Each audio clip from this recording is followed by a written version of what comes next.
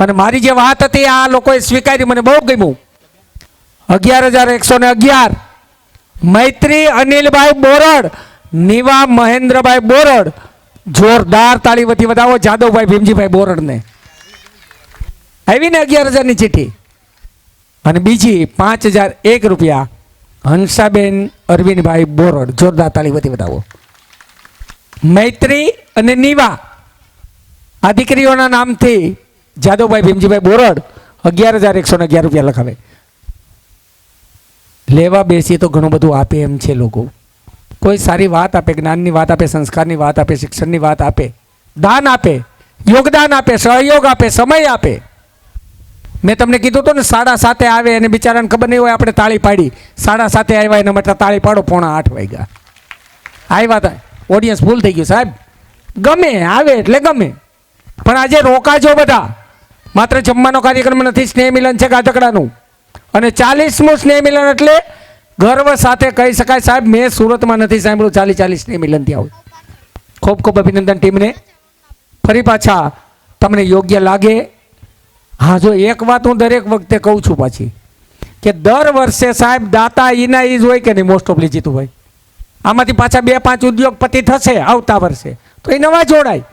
પણ 40 વર્ષ ત્યાં તમે જુઓ, અમુક દાતા કાયમી ધોરણે હાલ્યા આવે છે વિઠ્ઠલભાઈ. હે, અને નવા યુવાનો બિઝનેસમાં ડોક્ટરી ક્ષેત્રે XYZ જશે, પૈસા કમાશે એટલે આપશે. પણ હવે હું તમે ન આપી શકીએ એમ હોય તો એનું શું? હાવ ભાડે રહેતા હોય, કોઈ દી હોટલમાં ન ગયા હોય, કોઈ દી ન ગયા હોય, એવા લોકોએ કાંઈ લખાવવું નહીં. કારણ કે તમારી પરિસ્થિતિ નબળી છે, એનું આપણે જોતું નથી. અહીંયા કોકને કહી દેવું, એ આપી દે. પણ જો તમે હોટલમાં જતા હોય, 4 જણ વચ્ચે 1000નું બિલ બનાવીને આવતા હોય, તો અહીંયા આપણે 250 થી 300નો ખર્ચો લાગે છે.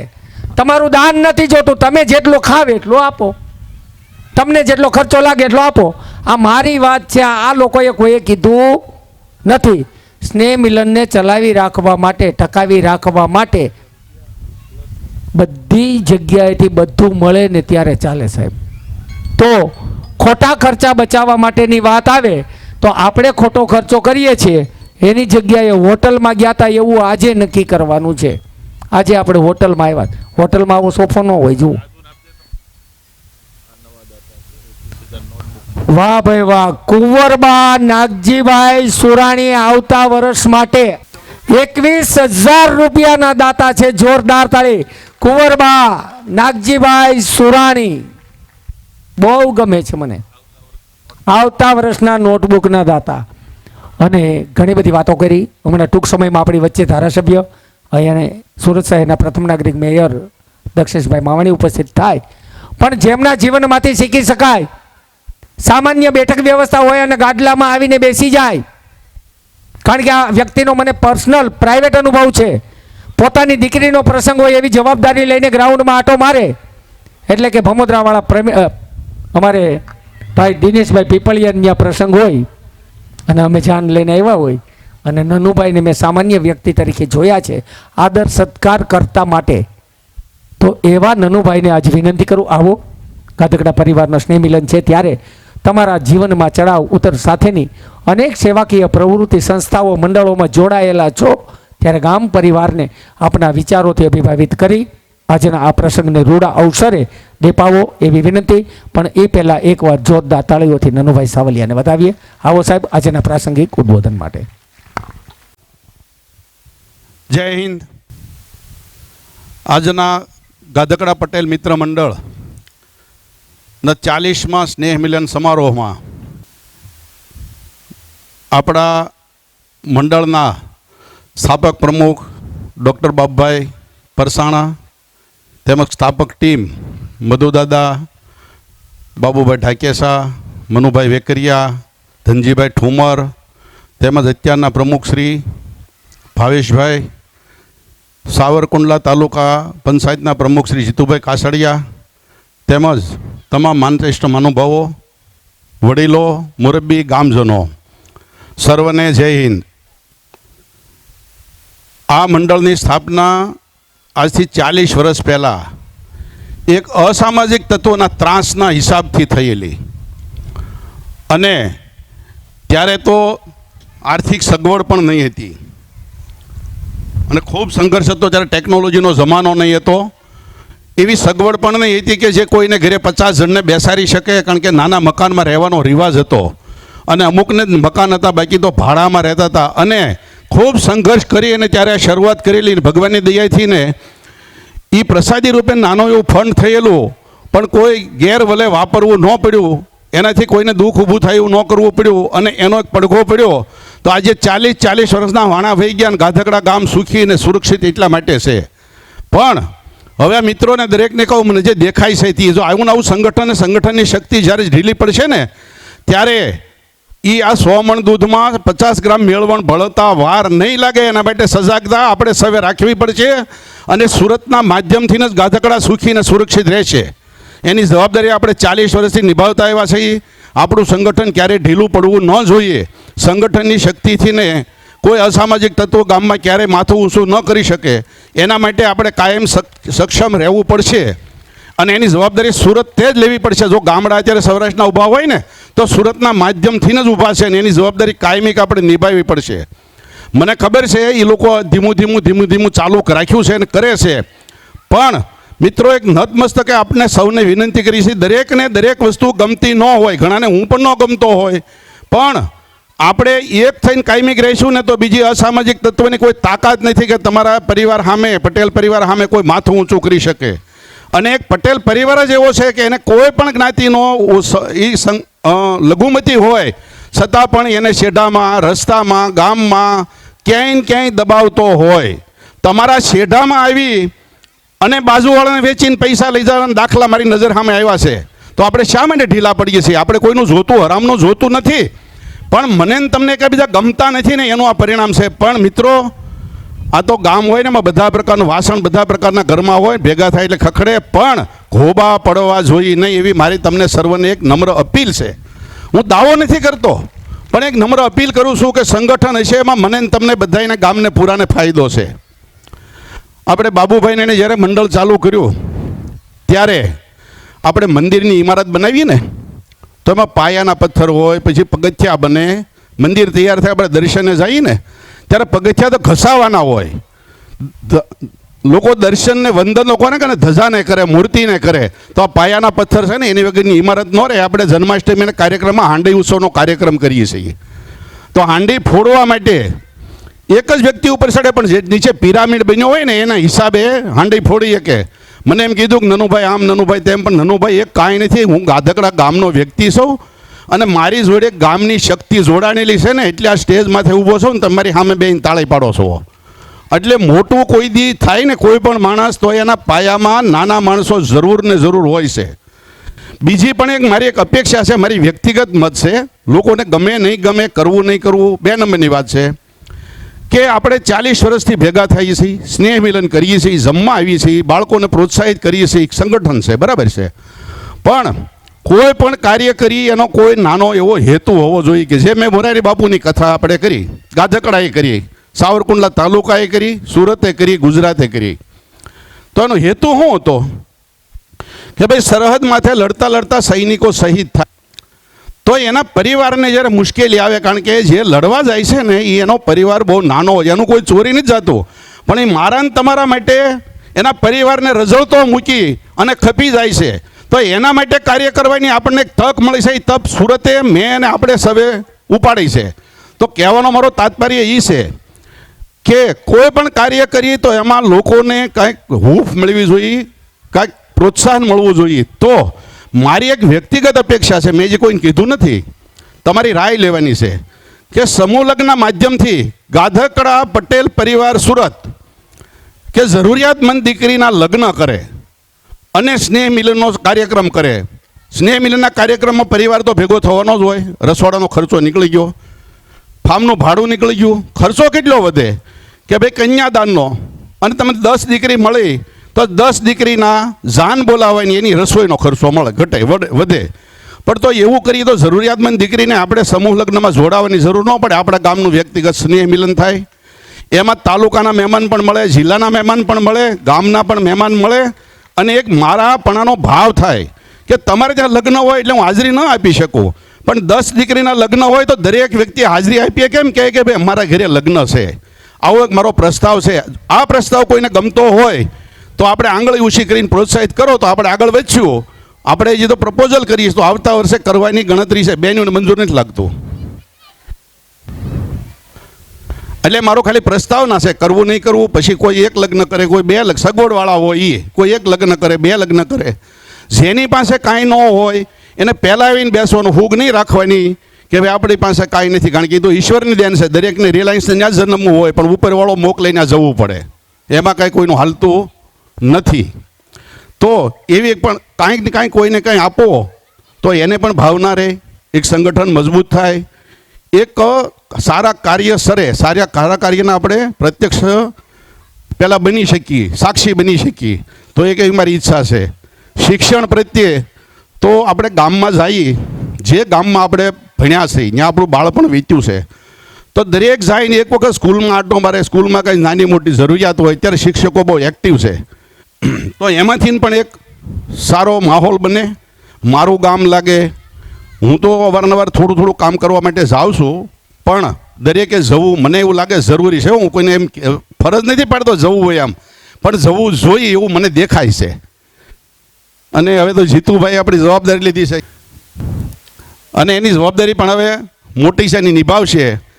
એ એમ કહેતા ને જવાબદારી તો નિભાવવી પડે, કારણ કે નાની ઉંમર છે, સક્ષમ છે, અને ગાધકડાને આઝાદી પછી પહેલી તક મળી છે તાલુકા પ્રમુખ થવાની.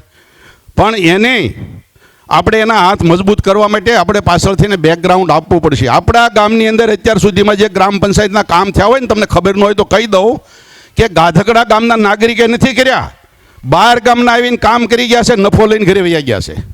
તમારે કોઈને પૂછવું હોય તો પૂછી લેજો, જેને પૂછવું હોય પૂછી લેજો. અને જે કોઈ ખોટા કામ કરીને અસામાજિક તત્વો પાસે પૈસા આવશે ને તો એ ક્યારેય સારા કામમાં નહીં વાપરે. એનું કારણ છે કે એની પાસે ડિમાન્ડ નથી હોતું, એની પાસે નસ નથી હોતી. એટલે હું કાપતો નથી કોઈને ટેજ માથેથી, એટલે જરાક આમ સમજજો. હું સમજાવવાની કોશિશ કરું છું કે મેં આવું પ્રત્યક્ષ અનુભવ્યું છે. તો આપણા ગામનો નાગરિક તાલુકા પ્રમુખ થાય અને તાલુકાનું નેતૃત્વ કરે તો આપણને ગૌરવ હોવો જોઈએ, અને એનો જેટલો લાભ લઈ શકાય એ નજીક લઈને આપણે લાભ લેવો જોઈએ. કારણ કે આ સત્તા કાયમ કોઈની ટકી રહેતી નથી. જ્યાં સુધી હોય ત્યાં સુધી આપણે એની નજીક રહીએ તો આપણને કોઈ ગદરાવી દે, પૈસા આપી દેશે એવું ન બને. પણ નાના મોટા પ્રશ્ન હોય, તાલુકાના પ્રશ્ન હોય, ગ્રામ પંચાયતના પ્રશ્ન હોય, તમારા શેઢાપાડાના પ્રશ્ન હોય, વિભાજનના પ્રશ્ન હોય, નામ દાખલ કરવાના પ્રશ્ન હોય, મામલતદારના હોય, ટીડીઓના હોય, ડીડીઓના હોય, તો આપણા ગામનો પ્રતિષ્ઠિત નાગરિક હોય, સત્તાધારી માણસ હોય, એના હાથમાં સત્તા હોય તો આપણને 100% મદદ કરે ને એની મદદ આપણે લેવી જોઈએ. એ આપણે માંગીએ તો આપણને મળે, નકર માગ્યા વગરનું માય પીરે નહીં. હવે વિશેષ તો આજ નહીં કહેતા, એટલું કહી મારી વાણીને વિરામ આપું છું. આપે સૌ મને સાંભળ્યો, ખૂબ ખૂબ આભાર આપનો. તો જે આ હું ઘણા બધા કાર્યક્રમ કરું છું નનુભાઈ, આ વિચાર તમારો ખૂબ અદ્ભુત છે, ખૂબ અદ્ભુત વિચાર છે આ તમારો. જે સમૂહ લગ્નના માધ્યમથી તમે એક સેવાનું માધ્યમ. તમે એમ કીધું હતું કે રસોઈનો બગાડ ન કરવો જમવા જઈએ ત્યાં. હું મારો પર્સનલ દાખલો મારા પરિવારનો. અમે જમવા જઈએ હોટલમાં તો ત્યાં ક્વોન્ટિટી ફૂડ આવ્યું હોય, આપણે ખાઈ ન શકીએ, આપણી કેપેસિટી હોય, તો અમે હોટલવાળાને કહીએ કે ભાઈ તું પાર્સલ બનાવી દે. અમને એ પાર્સલ બનાવી દે છે અને અમે પાર્સલ રસ્તામાં કોઈ પણને નીકળીએ ને તો ત્યાં કોઈ હોતું હોય ને નીચે ઉતરીને હેન્ડ ટુ હેન્ડ પાર્સલ અમે આપીએ છીએ, જેથી કરીને અનાજનો બગાડ ન થાય. અને ખરેખર અનાજનો બગાડ કરવો જોઈએ નહીં. બીજું, અત્યારે 2 જગ્યાએ ભીડ જોવા મળે છે. એક તો ભીડ જોવા મળે છે ખાણીપીણીમાં, કે ગમે એવી ક્વોલિટીનું ફ્રૂટ ખાઈ જાય છે. એ ફૂડ ખાવાથી પછી પાછળથી પસ્તાવવું પડે, બીમાર પડે, અને દવાખાનામાં એટલી મોટી લાઈન લાગે છે. આપણે કોરોના કાળ હતો સાહેબ, તો કોરોના કાળમાં કોઈ બીમાર નહોતું પડ્યું, કોઈને માથું નહોતું દુખતું, કોઈને પેટમાં નહોતું દુખતું, કોઈને વાહો નહોતું દુખતું, કોઈને દવા લેવી નહોતી પડી. 2 થી 3 મહિના લોકડાઉન રહ્યું, બધા સાજા હતા. જેવું લોકડાઉન ખોલ્યું ચાલુ થયું, પાછા દવાખાના ઉભા રહેવાના ચાલુ થયા. એટલે આપણો જે વધારાનો જે અનહાઇજેનિક ખોરાક છે, અનહાઇજેનિક ફૂડ છે ને, એ દરેકને નડે છે. મિત્રો, બને ત્યાં સુધી ઘરની રસોઈ ખાવી, અને શક્ય બને તો બાજરો ખાવો. બાજરો ખાવાથી ને ઘણા બધા ફાયદા છે. ઘરની રસોઈ ખાવી, નહીં જવું એવું નથી કહેતો. અમે ઘણા હોટલનો બિઝનેસ કરતા છે, એને એમ થાય કે અમારા પેટમાં પાટો, પણ મારો એવો કોઈ ઈરાદો નથી. આરોગ્ય સારું રાખવું હોય તો આપણે ખોરાકમાં ફેરફાર જરૂરથી કરવો પડે.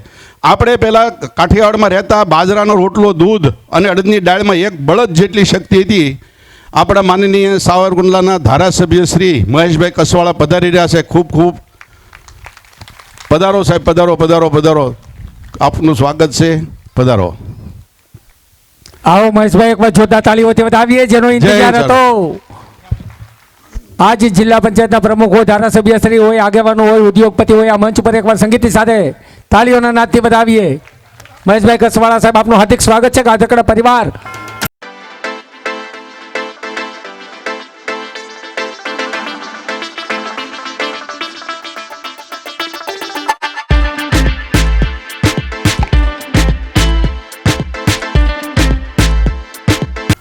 ધન્યવાદ. મંચ ઉપર આપનું હાર્દિક સ્વાગત છે સાહેબ. નનુભાઈએ ખૂબ સરસ વાત કરી. આ સમૂહ લગ્નની વાત છે, ખૂબ સમજવા જેવી વાત છે.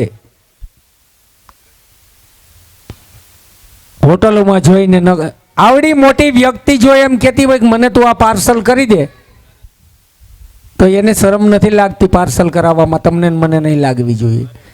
વધેલું ફેંકી નથી દેવાનું. કોઈના જીવનમાં ઉજાસ લાવી દે, એક વખત તમે કોઈને આપી દેશો ને, ખુશ થઈ જશે પરિવાર.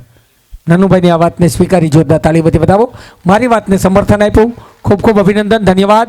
આપણી વચ્ચે ધારાસભ્ય સાવરકુંડલાના લેલિયાના ખૂબ અગત્યનું કામ કર્યું છે. 1 વર્ષની અંદર આ સાંભળેલું છે અને ત્યાં એ વિસ્તારના લોકોએ અનુભવ્યું છે. 695 કરોડના કામ મંજૂર કરાવ્યા એવા ધારાસભ્ય. છેલ્લા 3 મહિનામાં 200 કરોડના કામ નાવલી રિવરફ્રન્ટ બનાવી અને એથી અગત્યનું અશાંત ધારો લાગુ કરાયો હોય ને તો મહેશભાઈ કસવાળા છે. જોરદાર તાળીઓથી બતાવો. આજના આપણા માનવંતા મહેમાન બનીને આવ્યા છે ત્યારે પરિવારના સદસ્ય છે એવા ભાવથી સન્માનિત કરવા છે. આવો મહેશભાઈ, આપને સન્માનિત કરીએ. અમારું નાનકડું એવું સન્માન છે પણ દિલમાં હૃદયમાં સ્થાન મોટું છે. આવો, હું વિનંતી કરીશ દિનેશભાઈ કાછડિયા, ભરતભાઈ વાટલિયા, રાજુભાઈ બોરડ અને નનુભાઈ સાથે ટીમને કે સન્માન કરવા માટે ઉપસ્થિત થશે. ભાવેશભાઈ આવો.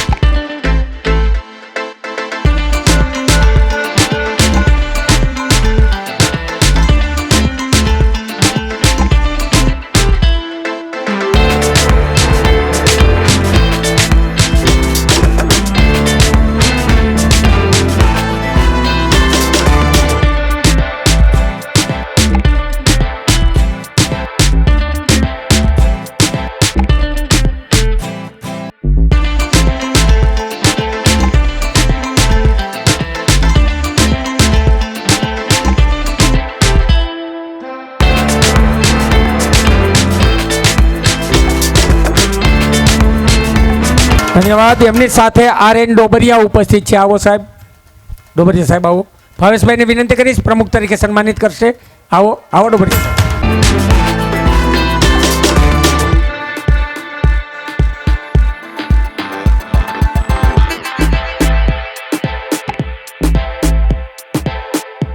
ધન્યવાદ. ત્યાર પછી હું વિનંતી કરીશ, અહીંયા ઉપસ્થિત છે પ્રમોદભાઈ રંગાણી કોબા, તાલુકા પંચાયતના સભ્ય સાવરકુંડલા. તાલુકા પંચાયતના સભ્ય પ્રમોદભાઈ રંગાણી સન્માન કરવા માટે વિનંતી કરીશ. અશ્વિનભાઈ કાછડિયા, તમારી તાળીઓના નાદથી નવાજી લઈએ એમને. ત્યાર પછી હું વિનંતી કરીશ રજનીભાઈ ડોબરિયા, ગાધકડા, ભાજપ યુવા અગ્રણી સાવરકુંડલા. આવો સાહેબ, સન્માન કરવા માટે હું વિનંતી કરીશ અલ્પેશભાઈ લકાણી. આવો અલ્પેશભાઈ.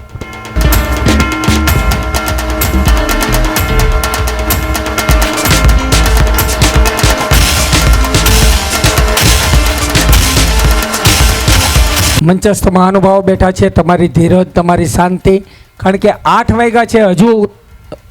આપણા માનનીય ધારાસભ્ય શ્રી ગુજરાતની અંદર કે વિધાનસભા ક્ષેત્રમાં જો અશાંત ધારો લાવ્યા હોય ને તો એ પહેલા વહેલા છે, પ્રથમ છે. અને ખરેખર તો એના લોહીમાં વણાડેલું છે કે આજે ભગવાન બાપા, દાદાને બહુ નજીકથી પરિચય છે.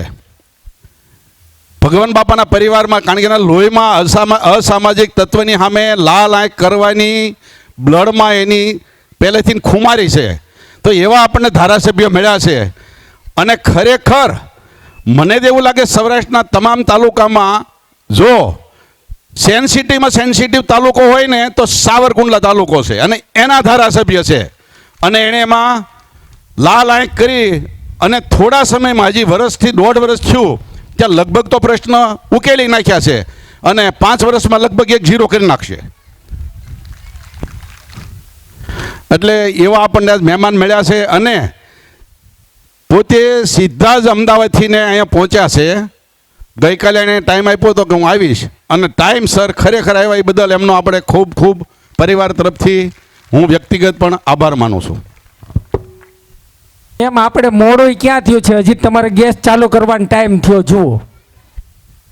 એટલે ખોટી ઉતાવળ કરવાની નથી. હમણાં જ તાજા મળતા સમાચાર મુજબ આજનો ભોજન સમારંભ 9 વિશે રાખવામાં આવેલો છે. ધન્યવાદ. આગળ વધીએ. આવો આજના આ કાર્યક્રમમાં આનંદ કરતા સાથે નનુભાઈએ જે વાત કરી એને ચિંતા છે પરિવારના આર્થિક ખોટા ખર્ચાઓ બચાવો. સમય અઘરો છે, મંદી આવું સાંભળીએ છીએ. આવક ઓછી અને ખર્ચા વધી ગયા છે. જમણવાર હોય, મહેમાનો હોય, પરિવાર હોય અને પરિવારની લાડકી દીકરી અહીંયા 2, 5, 10 મંડપ રોપાણા હોય અને આટલા મહાનુભાવ ધારાસભ્ય સાથે વડીલો ઉપસ્થિત હોય અને આપણી દીકરીને અહીંયા ધામે ધૂમે લગ્ન થતા હોય. સાહેબ, ગાધકડા ગામ કેવું શોભે, કેવું શોભે. આ વાતને સ્વીકારી અને અપનાવીને અમલમાં મૂકી દેવાની છે. આ નાની સૂની વાત નથી અને ઘણા બધા પરિવારોએ શરૂઆત કરી છે. નનુભાઈ એક ઉદાહરણ આપી દઉં. કથિરિયા પરિવારે ગયા વર્ષે મારું જ અંકરિંગ હતું, 6 દીકરીઓ હતી. આ વખતે 2 દીકરાઓ. એવું નહીં કે દીકરી જ જોડાય, દીકરાની સગાઈ થઈ હોય, નબળો હોય, પરિવાર નબળો હોય તો 10 પરિવારના એવા દીકરા દીકરીઓ હતા કે એક બાજુ 10 દીકરીઓ પરણતી હતી અને અહીંયા સમૂહ લગ્નનું સંચાલન અને સ્ટેજ શોભતું હતું. કેવું લાગે વાલા હે? એમાં ધારાસભ્ય આવ્યા હોય, મંત્રીશ્રીઓ આવ્યા હોય, ઉદ્યોગપતિ આવ્યા હોય, સંતો આવ્યા હોય, ઘરે ન આવી શકે, અહીંયા આવે. એટલે ચોક્કસથી સંકોચ નહીં રાખતા. સમૂહ લગ્નની વાત ખૂબ આનંદદાયક. બીજી વાત કરી કે જમવા જઈએ ત્યારે બગાડ નહીં કરતો. આ નન્નુભાઈના મોઢેથી સાંભળી મને આજ ગર્વ થાય છે કે આવી વ્યક્તિઓ પણ આવી વાતને સમર્થન આપે છે. કૃપા કરજો, મહેરબાની કરજો, ક્યાંય પણ બગાડ ન થાય, વધારે વાત ન લેતા